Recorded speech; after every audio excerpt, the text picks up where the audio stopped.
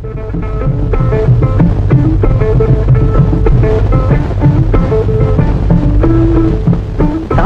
satu-satunya alat pengangkutan cepat antar daerah Kalimantan Selatan dan Kalimantan Tengah. Dalam perjalanan, tak jarang kita melihat penduduk membawa rakit pohon kayu beratus-ratus kubik hasil kekayaan hutan.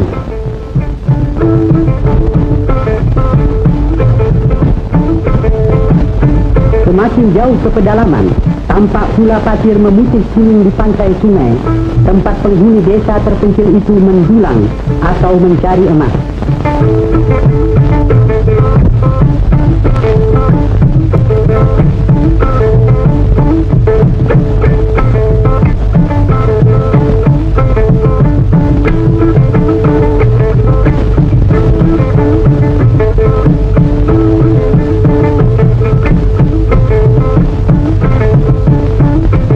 Patung-patung dan rumah-rumah mayat di desa menunjukkan masih adanya kepercayaan terhadap agama peninggalan nenek moyang disebut Kaharingan, di samping agama Kristen dan Islam. Dikawal anjingnya yang setia, demikianlah keluarga ini selalu dengan rukun dan damainya keluar rumah mencari nafkah sehari-hari.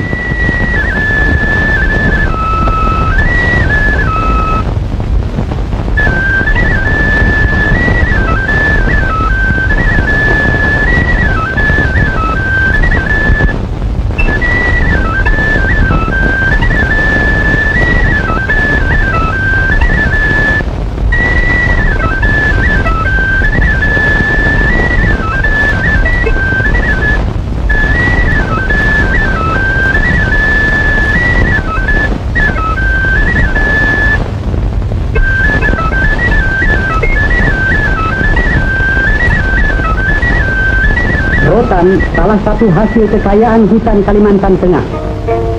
Selain sebagai sumber pencaharian menguntungkan bagi rakyat, juga menjadi bahan ekspor.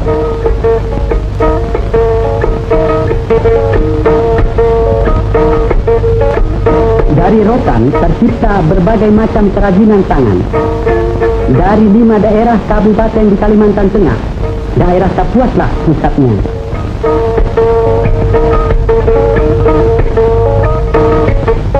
Wanita-wanitanya di sini terkenal pandai menganyam rotan, membuat topi, tas tangan, tempat-tempat rokok, tikar dan lain-lain anyaman halus indah berwarna-warna.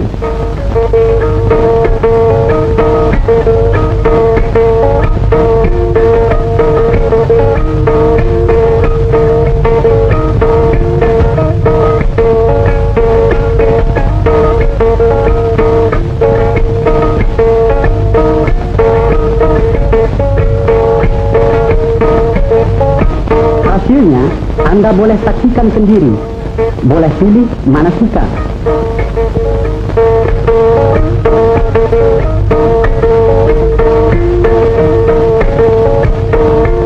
Sekarang kami perkenalkan pula sebuah seni tarinya yang bernama Senyap.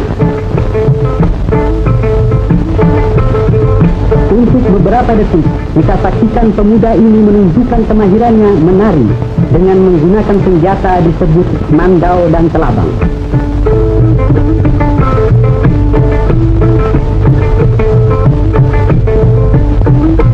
Tari Senyap menggambarkan keberanian dan kejujuran seorang pahlawan, melambangkan sifat penduduk asli Pulau Kalimantan umumnya, di samping rasa keindahan.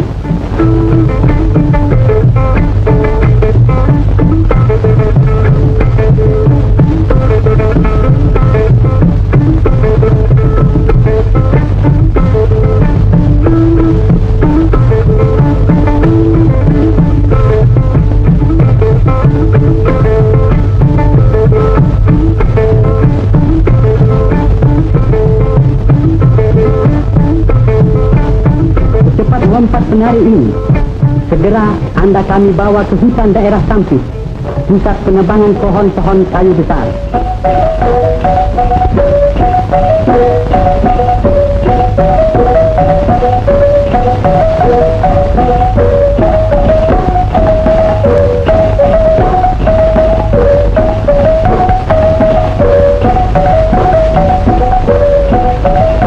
Kayu memang menjadi kebanggaan Kalimantan Tengah sebagai hasil hutannya yang terbesar. Bahan ekspor banyak menghasilkan devisa negara.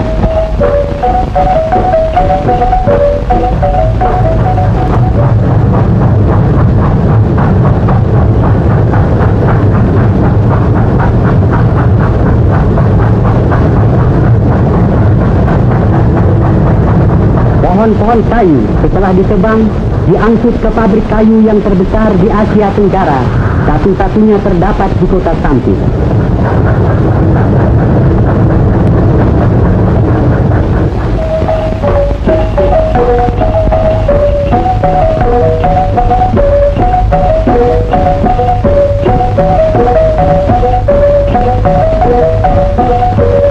Dari kolam perendaman, kayu-kayu itu diseret naik ke dalam pabrik secara mekanis untuk segera masuk ke dalam gigi-gigi mesin gergaji.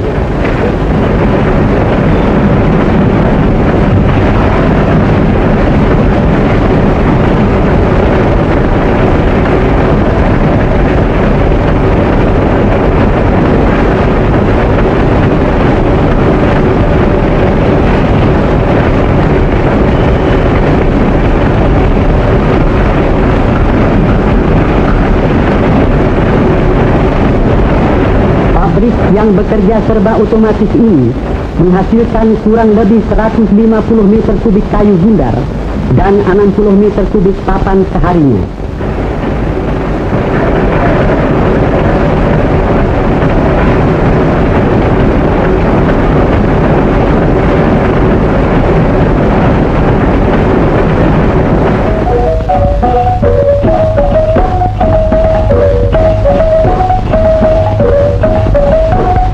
Sesuai dengan rencana Komando Operasi Gerakan Makmur, sejak tahun 1951 sudah dikerjakan dengan aktif pengerukan-pengerukan seperti pada kanal Basarang ini yang akan menghubungkan kota Kuala Kapuas dengan Sampit sepanjang 175 km tanpa melintasi lautan.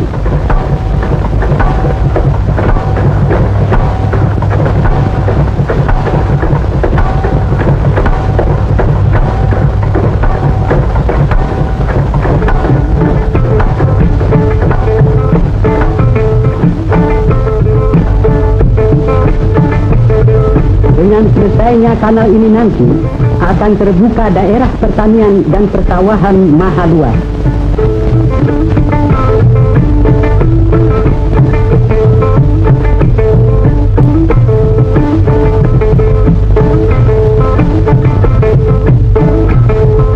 Objek transmigrasi Veteran di Mentaren, Kewedanan Kahayan, menampung transmigran dari Pulau Jawa.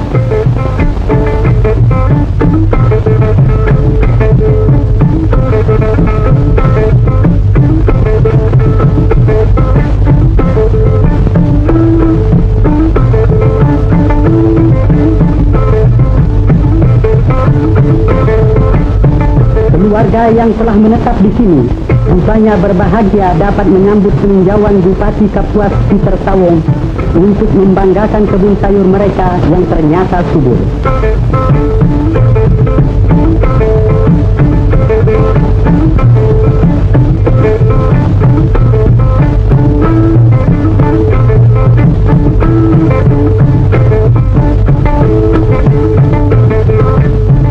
Anak-anak mereka gemuk-gemuk dan sehat. Bukti daerah ini memberi hasil tak mengecewakan.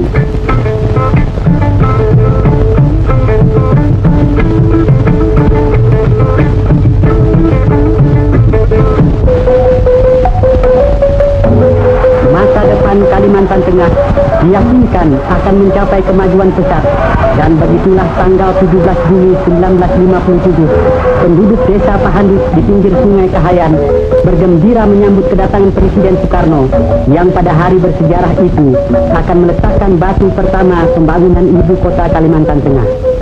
Secara adat, Presiden dipersilahkan memotong bamban yang menghalangi pintu gerbang desa Pahandut sebagai restu agar segala cita-cita baik ini tak ada rintangannya.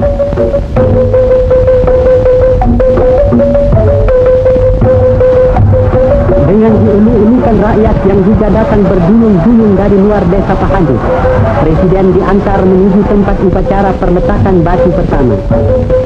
Ibu kota yang akan dibangun bernama Palangkaraya berpusat di tengah hutan, kurang lebih 3 km dari Pahandut, merupakan keberanian dan puncak cita-cita Kalimantan Tengah untuk membangun hutan pedalaman guna kemajuan daerah. Demikianlah hutan yang telah beberapa lama ditebang dibersihkan terus secara bergotong royong.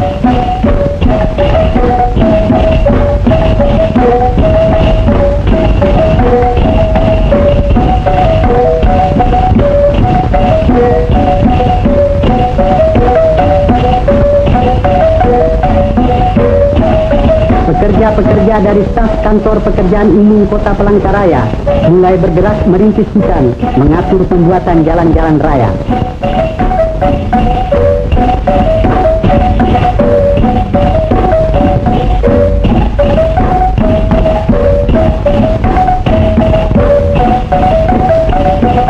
Meski di sini kita melihat tenaga-tenaga bangsa asing ikut membantu pekerjaan besar ini, namun pembangunan Palangkaraya harus dilihat dari segi semangat dan jiwa tenaga Indonesia asli.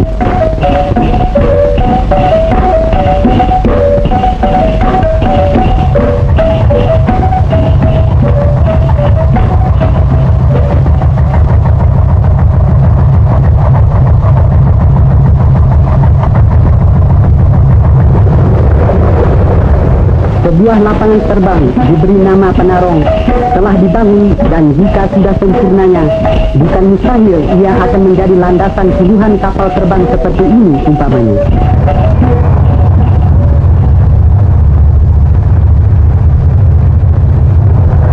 Ya, segala cita-cita mesti tercapai, asal semangat kerja dan membangun tak tunggu padam, biar ada kesulitan dan rintangan apapun.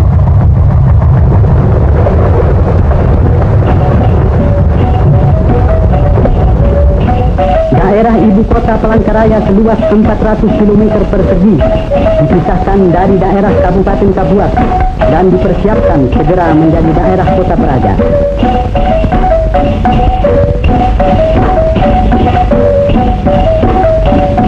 Pembangunan kota rencana seluruhnya bercorak nasional, tidak mengizinkan bangsa asing membuka usaha atau jenis kerja apapun di sini.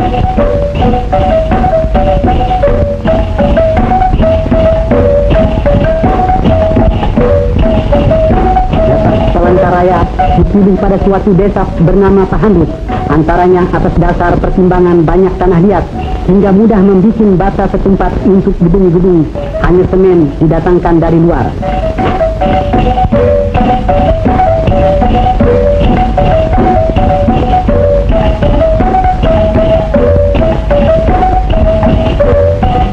Pembangunan gedung diperlukan terlebih dahulu untuk kantor-kantor dan perumahan-perumahan pegawai. Bagi pelajar SMA, boleh bangga dengan gedungnya yang segera selesai ini.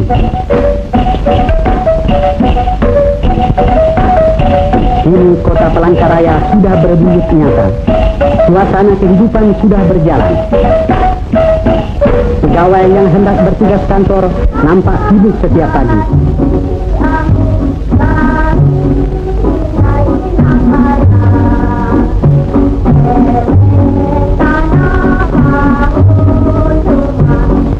Anak-anak gembira pergi ke sekolah dan sang ibu melepaskannya dengan senyum bahagia. Kendaraan pegawai yang sedang lewat biasanya tak lepas dari serbuan anak-anak yang ingin menumpang.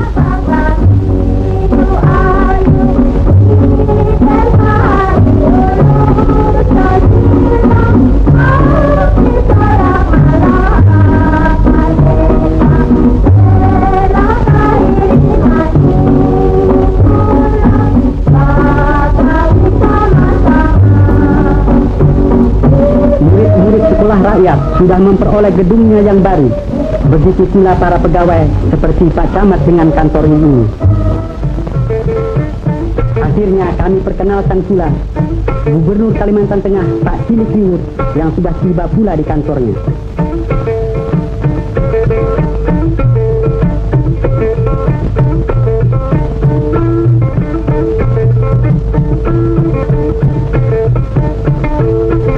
Sebagai pemimpin yang bertanggung jawab atas daerahnya, selalu beliau mengajak anggota staf pemerintahan merundingkan bagaimana sebaik-baiknya menyempurnakan pembangunan kota Palangkaraya.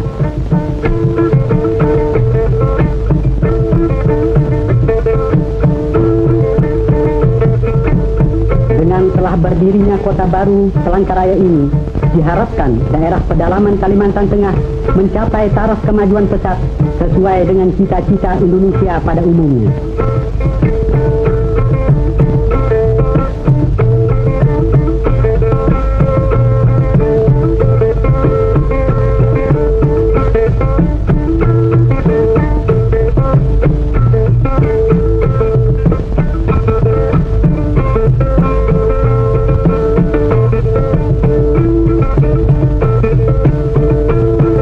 Kalimantan Tengah terus menanti pahlawan-pahlawan pembangunan Indonesia sejati.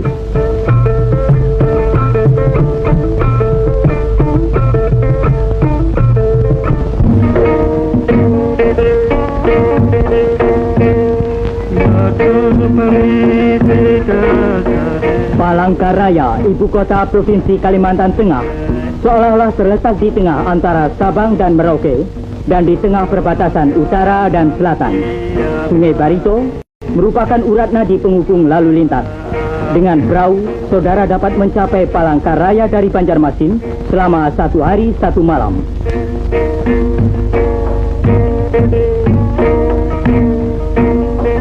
Palangkaraya, salah satu dari ibu kota provinsi yang terbaru, dapat saudara saksikan dari dekat.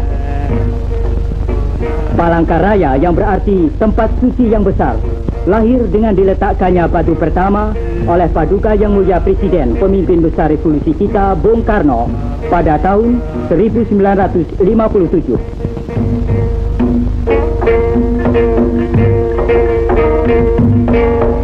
Pada tanggal 14 Maret 1963, telah berangkat ke Palangkaraya rombongan Yang Mulia Wakil Menteri Pertama Bidang Khusus Menteri Penerangan, Ketua Indoktrinasi, Dr. Haji Ruslan Abdul Ghani. Romput oleh Gubernur Kalimantan Tengah, Hilik Ribut. Anggota rombongan Menteri Penerangan antara lain terdiri dari Ibu Ruslan Abdul Ghani dengan seorang putrinya Retnowati, Ajudan Mayor Anja Rahman, Pembantu Menteri Kepala Urusan Publisitas Depen, Dr. Andes Tresno Suwarno, dan Staf Menteri Urusan Khusus Depen, Dr. Andes Rahmadi.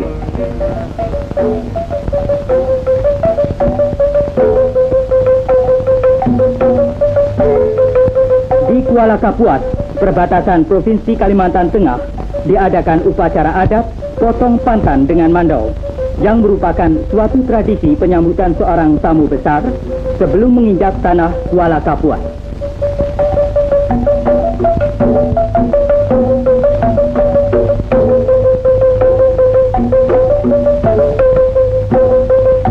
Dalam pidato sambutannya, Wampa Menteri Penerangan menyampaikan salam hangat dari Bung Karno kepada rakyat Kalimantan dan menjelaskan tentang Pancasila negara kita yang membawa rakyat ke arah adil dan makmur.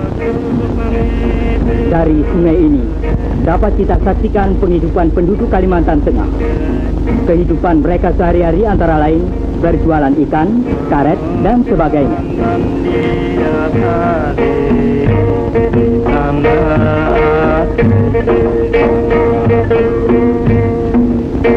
Seperti kita ketahui bahwa daerah Kuala Kapuas ini sangat terkenal dengan hasil rotannya.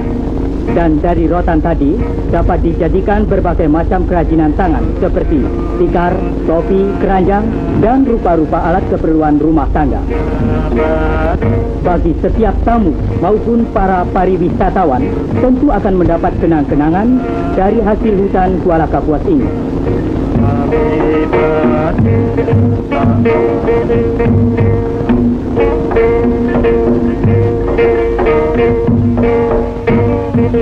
Kini rombongan sampai di Palangkaraya. Sambutan meriah oleh para pembesar dari Catur Tunggal dan segenap lapisan masyarakat setempat, serta masyarakat Uni Soviet yang sedang membuat jalan ke Sampit.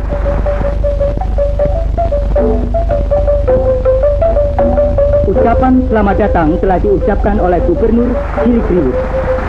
Sesuai dengan upacara adat, Menteri Dr. Haji Ruslan Abdul Ghani memperkenalkan diri dan menyampaikan maksudnya yang baik datang di daerah Kalimantan Tengah ini.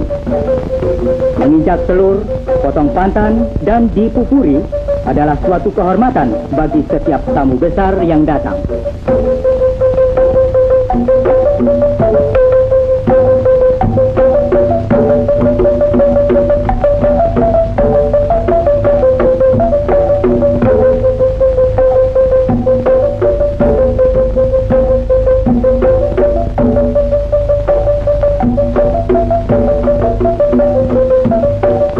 Pada hari kelima, tanggal 18 Maret 1963, bertempat di halaman kantor Gubernur, Wampa Menteri Penerangan dan rombongan menghadiri apel besar yang diikuti oleh segenap karyawan pemerintah di Palangkaraya.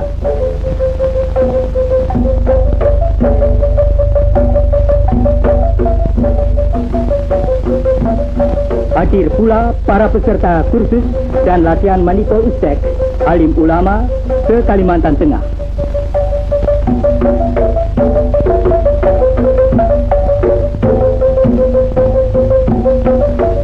Dalam rangka indoktrinasi, Menteri Dr. Haji Ruslan Abdul Ghani antara lain menyampaikan penghargaannya atas pengorbanan rakyat Kalimantan Tengah dalam membangun Palangkaraya di tengah hutan yang dicapai dalam waktu 5 tahun. 5 tahun yang lampau, di sini merupakan hutan belantara. Kini dapat kita saksikan pasar yang merupakan pusat perdagangan penduduk Palangkaraya.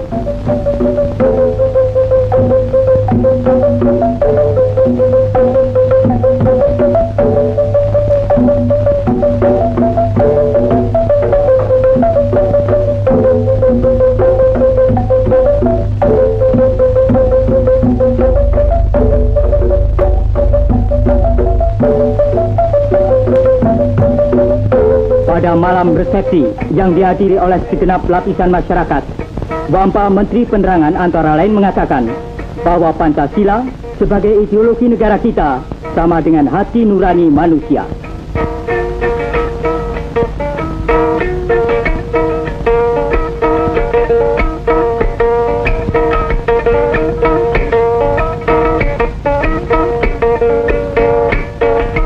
Hidangan yang menarik dalam malam kesenian ini ialah tari perang dari hulu Sungai Barito yang ditarikan oleh pemuda dengan pakaian suku Dayak.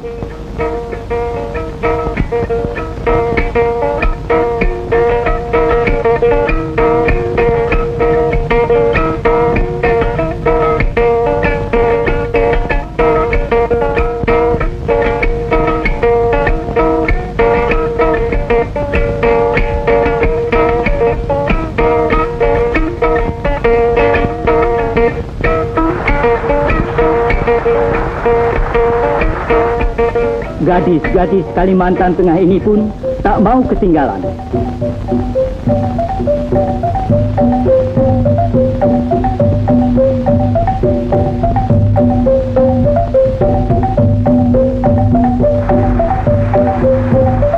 Dan akhirnya para tamu bersama-sama menari menasai. Rupanya tidaklah berlebih-lebihan kalau tari ini dapat dijadikan tari pergaulan. Dalam keadaan alam prihatin, di sini perlu ada optimisme dalam perjuangan. Rupanya saat perpisahan ini tak mudah dilupakan dan Kalimantan, walaupun jauh di mata, akan dekat di hati.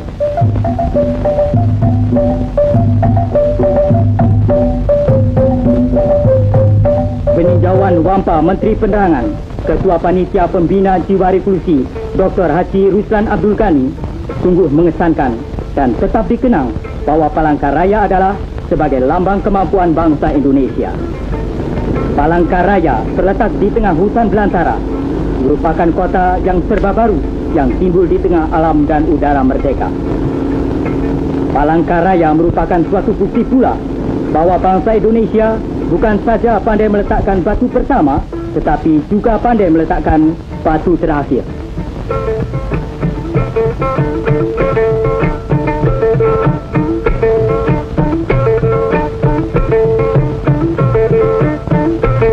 Acara kunjungan di Kalimantan Selatan hari pertama di Banjarmasin, tanggal 14 Maret 1963 di Balai Pemuda. Menteri Penerangan Dr. Haji Ruslan Abdul Ghani mengatakan bahwa kita tidak dapat menghilangkan salah satu sila karena akan menimbulkan bahaya.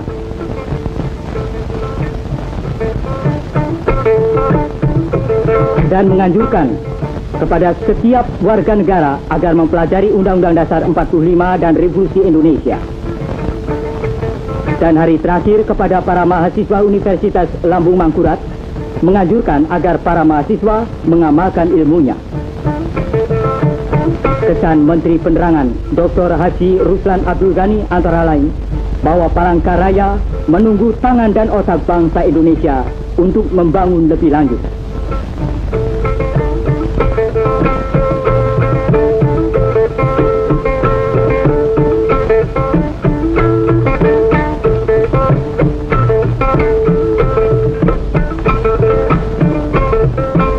Dari angkasa Indonesia membayang kekayaan Indonesia yang menjamin terlaksananya masyarakat Indonesia yang adil dan makmur.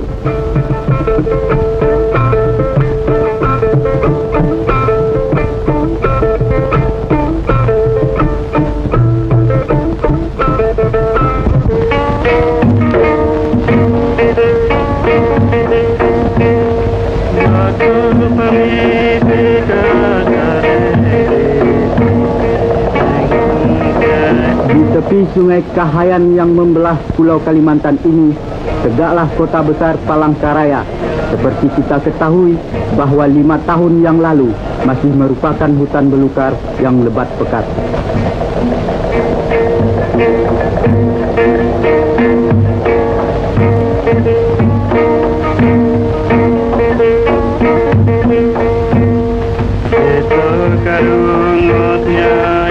Pada tanggal 17 Juli tahun 1957, di tempat ini, Presiden Soekarno meletakkan batu pertama kota Palangkaraya. Dengan demikian, mulailah terwujud ide yang dicetuskan oleh Gubernur Cilik Riwut, seorang putra Kalimantan asli, bersama-sama bekas Gubernur Kalimantan Milono, untuk membentuk daerah Swatantra tingkat 1 Kalimantan Tengah.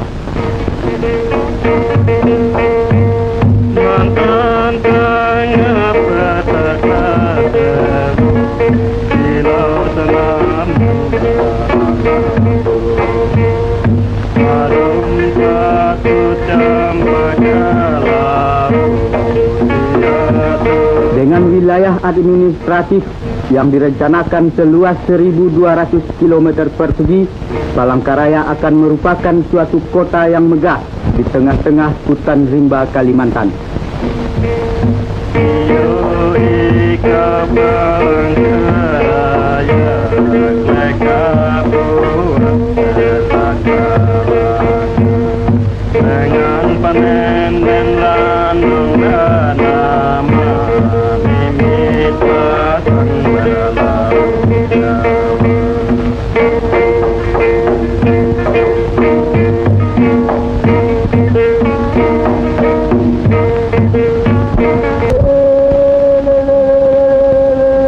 Kami ajak saudara mengenali penduduk Kalimantan Tengah dengan upacara keagamaan yang disebut Pesta Tewas, suatu upacara menghantarkan arwah-arwah ke surga loka. Suku bangsa Dayak Ngaju dan setiap penganut agama Kaharingan menjalankan upacara ini yang dilaksanakan secara bertingkat-tingkat.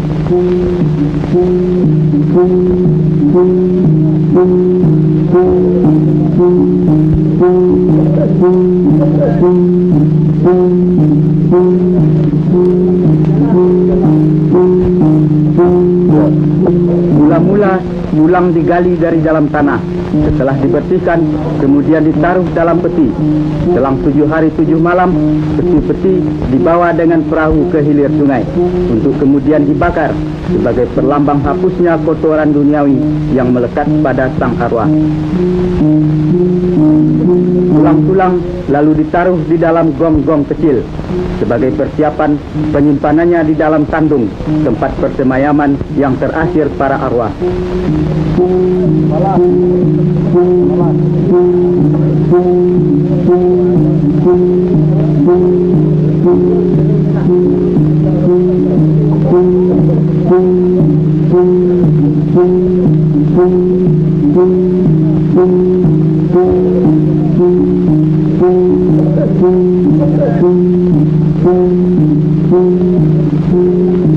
Peristiwa ini diiringi oleh semua anggota Dewa melakukan permainan ini sebagai tanda sukaria dan syukur kepada Tuhan.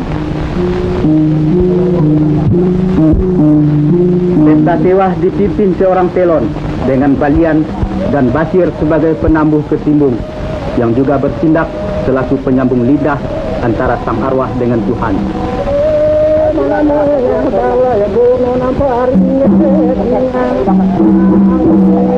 Kandung keluarga Tukus Jaga Nyaring yang sudah berbentuk modern ini ditewahkan sebanyak 27 arwah. Masing-masing keluarga memiliki sandungnya sendiri-sendiri.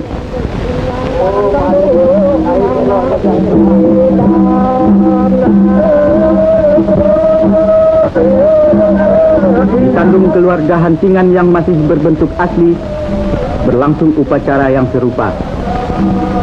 Tahun ini, Kampung Mentangai menewahkan tidak kurang dari 355 arwah secara gotong royong. Karena biayanya yang begitu besar, pesta tewa hanya dapat dilakukan beberapa tahun sekali.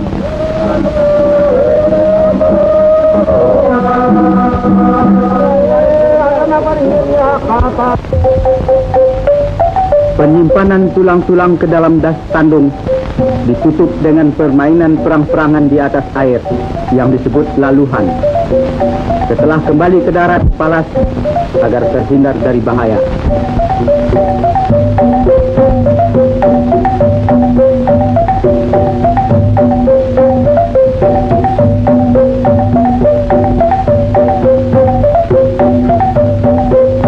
Pada hari terakhir dilakukan ngarahang, upacara menghantarkan arwah ke langit yang ketujuh sebagai tingkatan terakhir.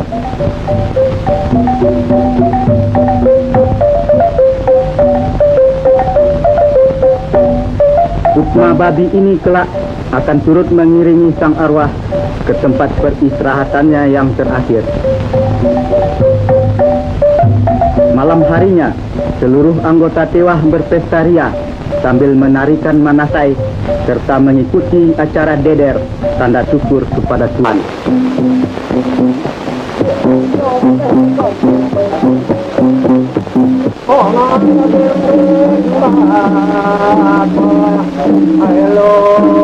Dan selesailah para penganut agama Kaharingan menunaikan kewajibannya mengagungkan arwah sanak keluarganya.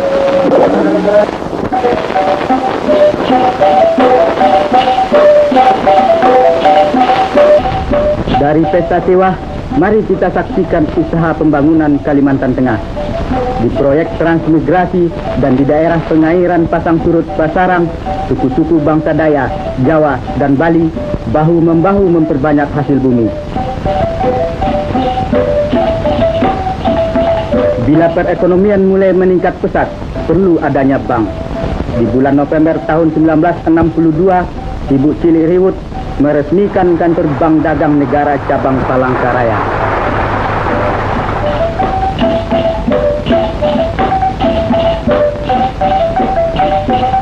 Bagi putra-putri Kalimantan Tengah yang haus akan pengetahuan, dalam beberapa tahun saja, perkampungan pelajar Tanaman Mansikai ini telah dilengkapi dengan sekolah dasar, SMP, dan SMA.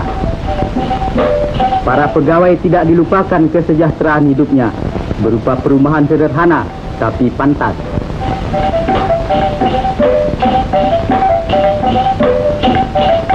Mari kita tinjau proyek pembuatan jalan, suatu proyek raksasa yang mendapat bantuan ahli-ahli teknik Rusia.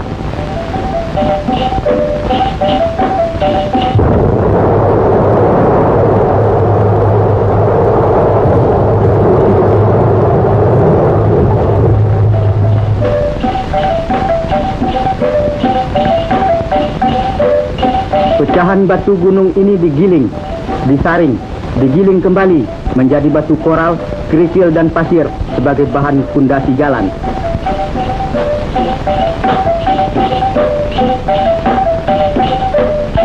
Tanpa batu koral dan kerikil, dinamit dan keringat, buldozer dan traktor, rawa-rawa dan hutan belukar tidak akan ditembusi jalan-jalan raya. dan jalan raya adalah syarat mutlak bagi usaha pembangunan di segala lapangan. Kini alhamdulillah, jalan raya sepanjang 38 km antara Palangkaraya dan Tengkiling telah selesai. Tapi ini baru permulaan. Perjuangan fisik dan mental melawan alam harus berjalan terus. Kalimantan Tengah yang membangun berarti membangun hari depan Indonesia yang gemilang.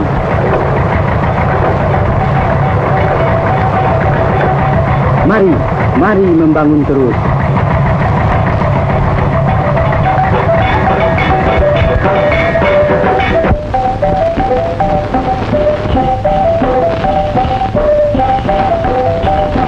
Daerah tingkat 1 Kalimantan Tengah dahulu merupakan rimba belantara belaka dengan sungai-sungai penuh riam dan rawa-rawa tak bertara, sukar ditembus manusia.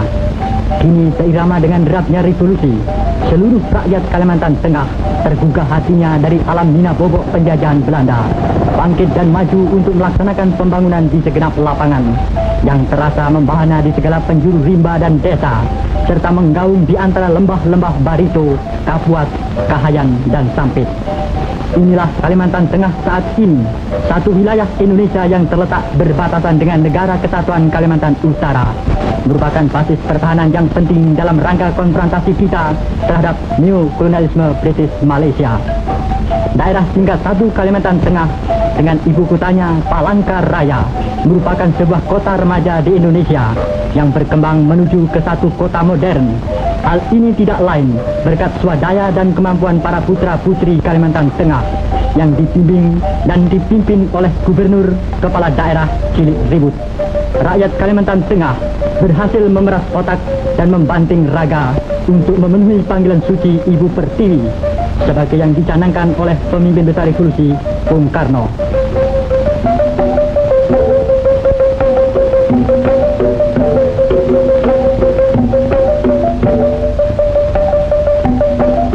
Pendidikan dan pengajaran terhadap anak-anak adalah mutlak dilaksanakan terlebih dahulu, karena dasar pertama untuk melangkah ke pembangunan semesta adalah pembinaan watak dan jiwa terhadap setiap manusia yang masih muda. Membina manusia baru dalam rangka character and nation building menuju masyarakat sosialis dalam satu wadah Negara Kesatuan Republik Indonesia yang berasaskan Pancasila dan berhaluan Manipol Uzbek. Kemajuan pendidikan dan pengajaran di daerah tingkat 1 Kalimantan Tengah amat pesat, seiring pula dengan kemauan yang besar dari anak-anak untuk belajar. Kini terdapat 500 buah sekolah dasar, 50 buah sekolah lanjutan tingkat pertama, dan 10 buah sekolah lanjutan tingkat atas dengan jumlah siswa 75.000 orang. Kecuali itu, Kalimantan Tengah juga telah memiliki sebuah universitas. Kemajuan lain yang telah pula dicapai ialah dengan didirikannya beberapa buah rumah sakit dan rumah sakit pembantu, suatu usaha pemerintah daerah Kalimantan Tengah untuk memberikan perawatan dan pengobatan kepada penduduk dalam memberantas penyakit malaria. Sementara itu, para warga kota Palangkaraya dengan dipimpin sendiri oleh Gubernur Kepala Daerah Cilik Ribut menyambut kedatangan Yang Mulia Menteri Pekerjaan Umum dan Tenaga Mayor Jenderal Suprayogi bersama rombongan dari Jakarta. Kedatangan Menteri Suprayogi ke Palangkaraya ini dalam rangka peninjauannya ke proyek-proyek pembangunan saluran air minum dan jalan raya sepanjang 38 km antara Tengkiling dan Palangkaraya.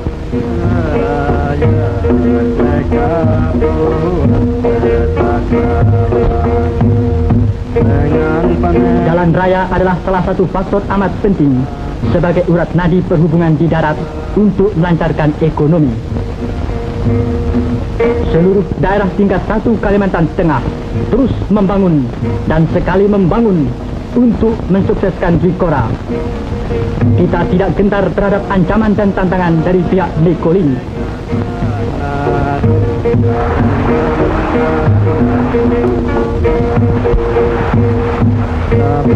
Rakyat daerah perbatasan Kalimantan Tengah siap melaksanakan komando pemimpin besar revolusi.